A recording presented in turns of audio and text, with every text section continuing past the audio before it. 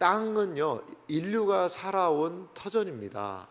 어떤 땅을 차지해서 살 것인가, 이것은 인류의 관심이자 인류 역사는 계속해서 이 땅을 어떻게 차지하느냐에 대한 그러한 이야기일 수 있습니다. 성경에도 땅 이야기가 꽤 많이 등장을 합니다. 왜냐하면 하나님의 백성, 하나님의 자녀들도 살아야 되는 터전이 분명히 있어야 되거든요. 물론 구약과 신약의 땅의 개념이 정확하게 연결되어 있지는 않아요. 신약 같은 경우 이스라엘 초대교회가 무슨 땅을 많이 확보하고 그 땅을 근거로 무엇인가를 했다라는 이야기는 없습니다. 오히려 땅을 팔아 사람들을 구제했다라는 이야기는 있지요. 구약 성경에는 땅에 대한 영적인 분명한 의미가 있는 것 같아요. 신약은 그 영적인 의미를 가져와서 우리가 감당하고 기도하며 복음을 전해야 되는 그러한 부분에서로서의 땅을 분명히 영적인 의미로 이야기하고 있습니다. 여호수아를 우리가 좀 보고 있는데요. 이 주간의 특세를 통하여서 이제 여호수아 본문을 좀 보지 못했는데, 어떻게 보면 여호수아의 박진감 넘치는 모든 부분들이요 다 지나가 버렸어요. 다 지나갔어요. 여호수아를 보통 4개의 문장으로 여호수아를 정리를 할 수가 있습니다. 뭐냐면 요단을 건너라. 처음에 여호수아 이야기는 요단강을 건너는 준비와 요단 건넌 이야기가 가장 첫 번째로 등장을 해요. 건너라 요단을. 두 번째는 여리고를 취하라. 여리고를. 이제 요단을 건너서 여리고 첫 성에서부터 시작해서 가나안 땅을요, 중앙을 들어가고요, 남쪽으로 북쪽으로 해서 전체를 점령을 하는 이야기가 등장을 합니다. 6장에서부터 12장 정도예요. 여리고를 취하라, 이게 두 번째고요. 이제 세 번째 문장은 뭐냐면요, 땅을 나누라, 그런 부분이에요. 오늘 읽는 여호수아 13장이 땅 나누는 첫 장이고요. 이제 앞으로 땅 나누는 이야기가 각 지파별로 계속해서 이어지고 있습니다.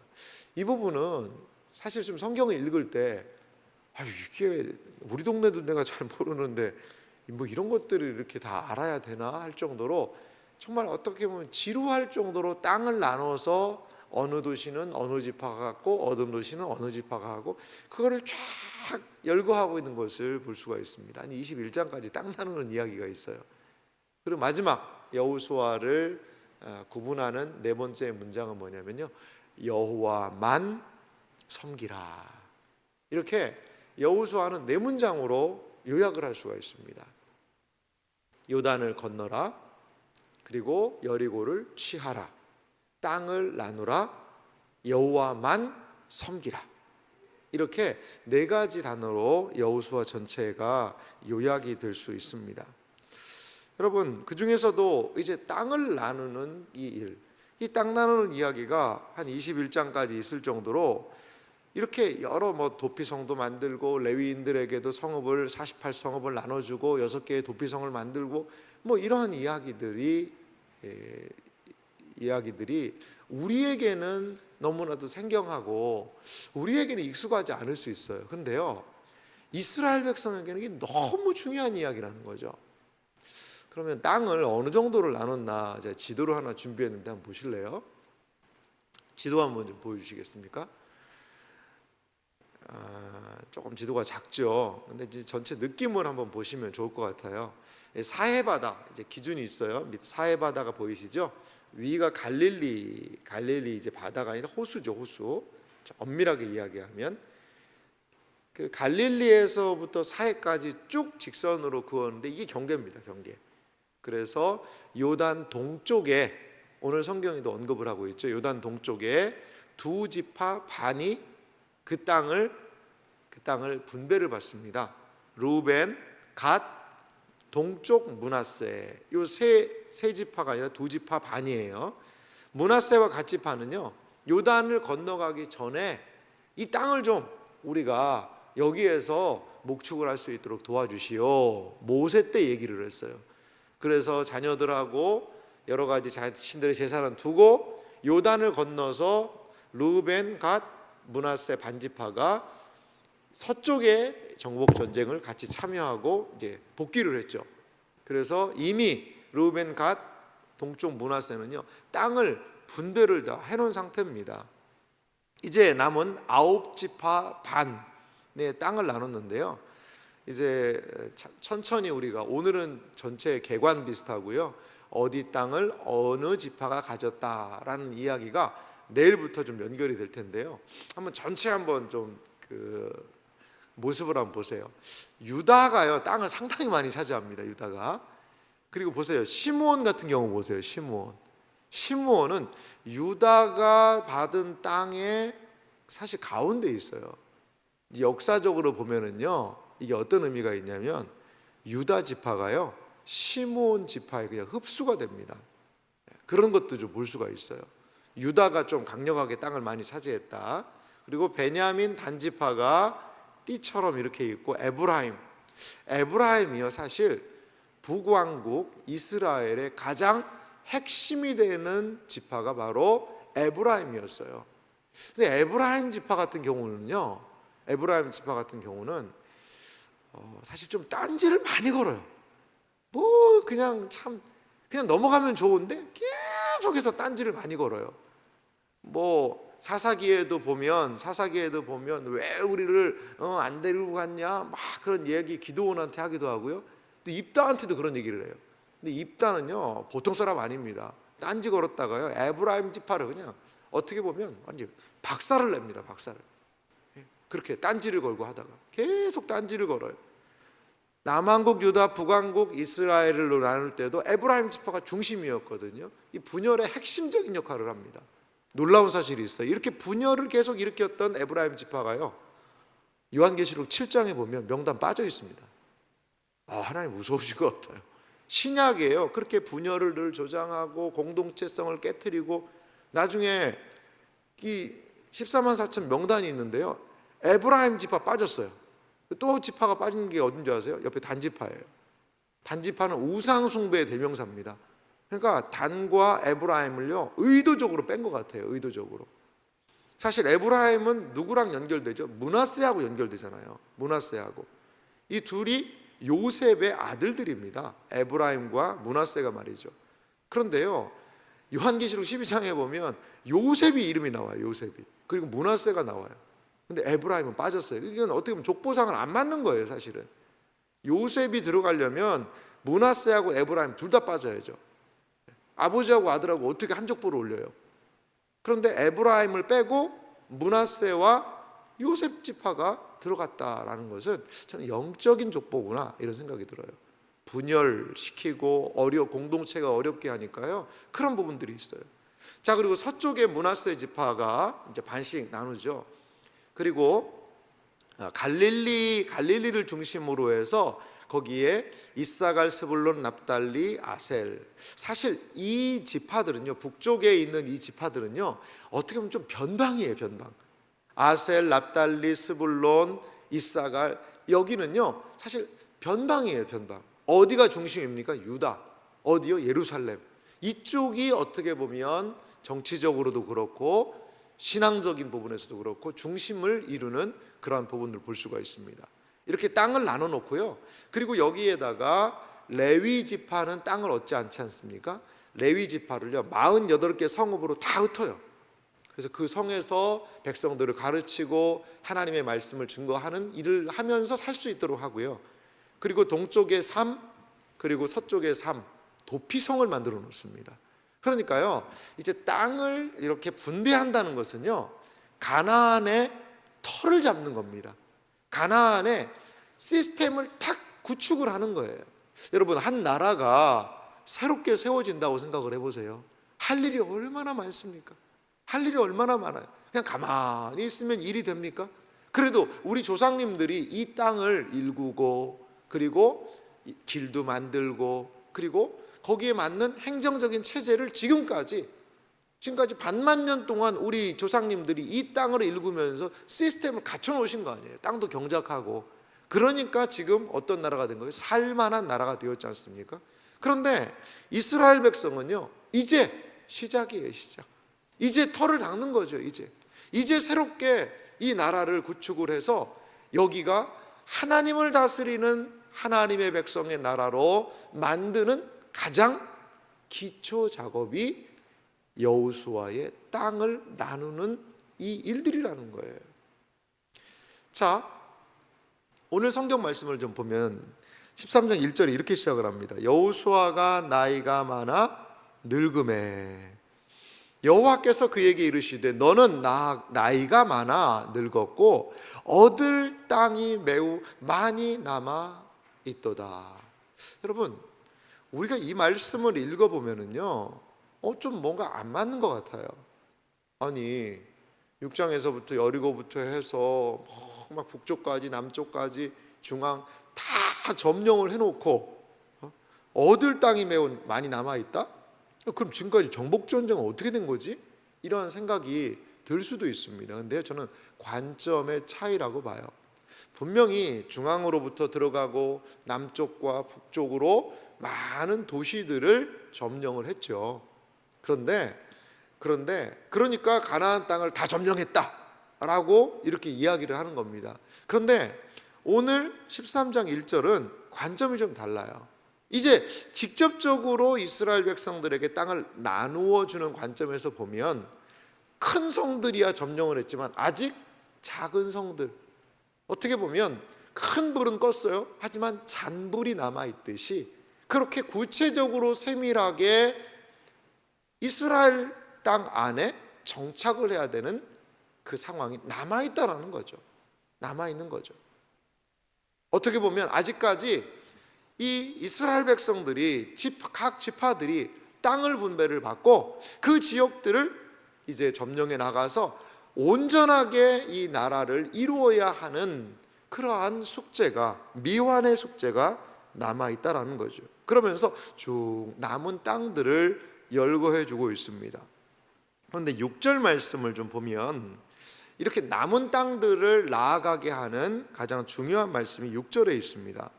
6절을 제가 읽어보면요, 또 레바논에서부터 미스르본 마임까지 산지의 모든 주민 곧 모든 시돈 사람들의 땅이라. 자, 그 다음이 중요합니다. 보십시오. 내가 하나님이에요. 그들을 이스라엘 자손 앞에서 쫓아내리니 너는 내가 명령한 대로 그 땅을 이스라엘에게 분배하여 기업이 되게 하되, 그들에게 아직까지 미정복된 땅이 분명히 있지만 내가 하나님께서 이스라엘 자손에게 쫓아내겠다는 거죠. 그래서 너는 내가 명령한 대로 그 땅을 이스라엘에게 분배하라 라고 하나님이 약속해서 말씀해 주시는 겁니다. 구약 성경에서 관점에서 보면요, 창세기와 여호수아는 긴밀하게 연결이 되어 있습니다. 어떤 측면에서 창세기 그리고 특별히 12장에 아브라함이 소명을 받죠. 그러면서 하나님께서요 계속 약속을 하세요. 네가 밟는 이 땅을 내가 너한테 주마. 네 민족이 이 땅을 차지하리라. 하나님께서 약속을 하세요. 하나님께서. 그리고 그 약속이 지금 400년이 넘는 그 시간을 통하여서 근 500년 가까이 되는 거죠. 어떻게 보면 430년 동안 그들은 이 애굽에서 노예 생활을 하지 않습니까? 그리고 40년간 광야 생활을 했잖아요. 40년간. 그러면 470년입니다. 가나안 땅 점령을요 한 5년 정도 한 걸로 보통은 이야기를 합니다. 그러면 아브라함이 언약 받은 이후 숫자만 따져도요 475년 이후에 지금 땅 나누게 된 거예요. 하나님의 약속을 받았는데요 근 500년 만에 이루어진 거예요. 500년 만에 하나님께서 약속하신 대로 지금 땅을 주시는 겁니다. 사실 여호수아의 이런 정복 전쟁 이야기라든지 땅을 차지하는 이야기가 현대 윤리에 현대적인 윤리적인 생각을 가질 때 아니 그 사람들 잘 살고 있는데 그 땅을 그렇게 막 뺏고 막 성경이 그렇게 하게 해도 되나? 하나님이 그렇게 해도 되는 거야? 이게 항상 우리 마음에 불편함이 있을 수 있어요. 근데 이제 그거는 우리 시대의 관점을 성경에다가 밀어 넣는 거죠. 그 고대 시대에는요, 어떤 개념이 있냐면, 사실 지금이야 거의 땅을, 사실 러시아 우크라이나 지금 땅 전쟁하는 게 이게 말이 안 되는 거죠. 우리 현대적인 개념에서는 전쟁을 침략을 해서 땅을 뺏는다는 게 이게 엄청난 이슈입니다만, 인류가 살아온 역사는 어떻게 보면 그런 역사이기도 했거든요. 근데요, 이 가나안 땅을 하나님이 이스라엘에게 주시는 이유가 있어요.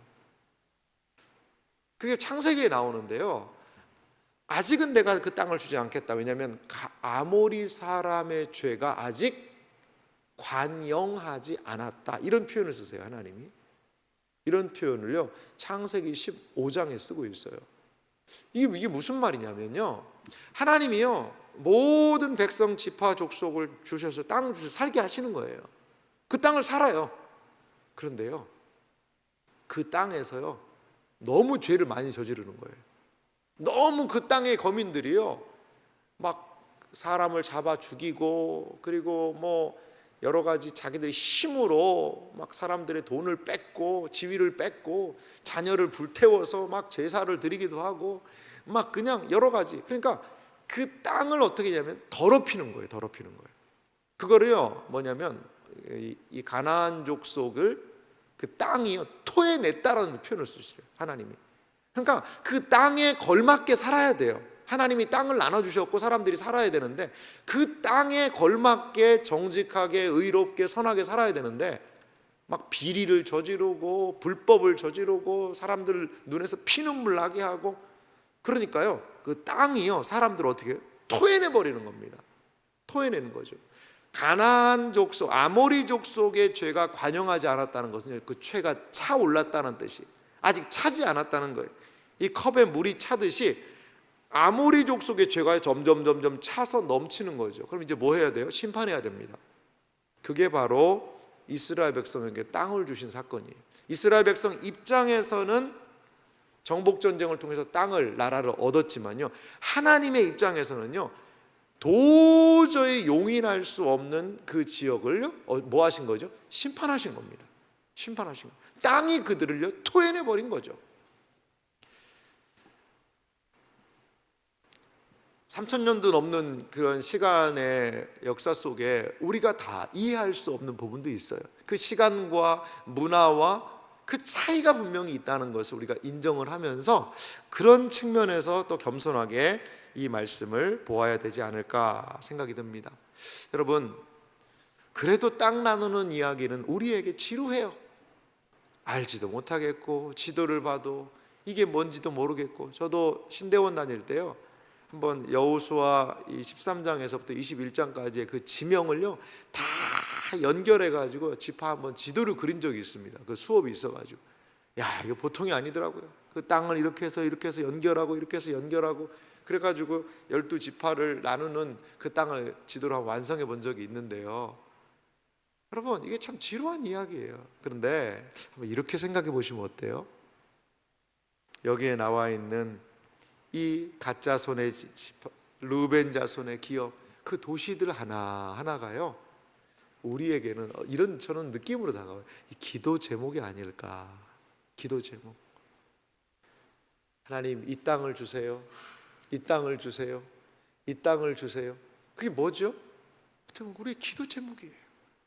2025년을 시작하면서 우리는 보이지 않는 영적인 전쟁을 하고 있을 수 있어요.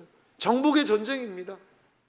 무너지지 않을 것 같은 그러한 기도 제목, 오랫동안 기도했지만 정말 이게 될까라는 그 기도 제목, 이거요 어떻게 보면 무너지지 않은 여리고 점령하는 심령으로 우리 기도해야 됩니다. 여러분, 하솔을 점령하는 심정으로 기도해야 됩니다. 기도할 때에 그 성이, 그 견고한 성이 여러분 무너질 줄 믿습니다. 이게 여호수아가 우리에게 주는 도전 아닐까요? 신앙적인 어려움이 있으십니까? 문제가 있으십니까? 기도해야죠. 여호수아처럼 칼과 창과 방패를 가지고 싸워서 뭔가 해결하는 것, 지금 신약 시대 그거 아닙니다. 우리가 할 수 있는 것은요 영적인 전쟁이 있다는 거죠. 여러분 물러서지 마십시오. 물러서지 마십시오. 여호수아처럼 하나님의 약속을 믿고 내가 그 모든 것을, 그 땅을 이스라엘에게 주리라 하나님의 약속을 믿는다면 끝까지 분투하며 기도로 승리할 수 있는 여러분들이 되시기를 바랍니다. 이스라엘 12지파에게 이 도시들은, 아직 미완의 땅들은 이들이 감당해야 되는 과제이자 숙제이자 기도 제목이었어요. 2025년 여러분들의 기도 제목은 무엇입니까? 주님 안에서 어떠한 기도를 하고 계십니까? 기도의 씨름을 통해, 영적인 이 씨름을 통해서 2025년 마무리될 즈음에 이 약속의 땅의 기업들이 열거되듯이, 이 기도 제목도 하나님 이루어 주셨네요. 이 기도 제목도 이루어 주셨네요. 이거 기도했는데 하나님 역사하셨는데요. 이렇게 고백할 수 있는 우리가 되었으면 좋겠어요. 여러분, 그래서요, 조그만 기도 제목을 적어 놓을 수 있는 한번 수첩을 만들어 보세요. 그래서 하나씩 기도 제목을 적고 이것이 어떻게 성취가 되었고 응답되었는지를 적어가면서 한번 기도해 보세요. 그러할 때에 우리 가운데 하나님의 놀라운 약속의 성취가 우리 안에 경험될 줄 믿습니다. 여호수아를 통해 땅을 나눈 이야기 안에 우리의 기도 제목을 바라봅니다. 하나님께서 기도하는 여러분들의 모든 기도의 제목, 소원에 온전히 응답하시기를 주님의 이름으로 축원합니다.